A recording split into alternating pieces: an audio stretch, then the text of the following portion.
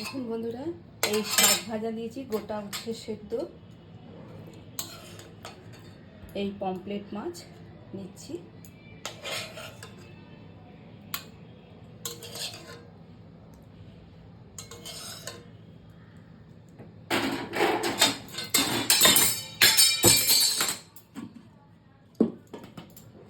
দেখুন এটা মাখছি,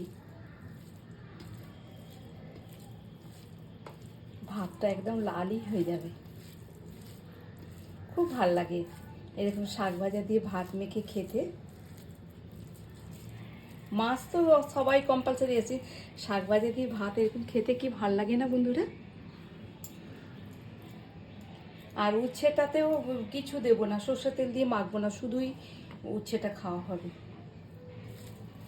কেমন লাগলো বন্ধুরা কমেন্টে জানাবেন। আর এই মাছ দেখুন কত সুন্দর সেদ্ধ হয়ে গেছে।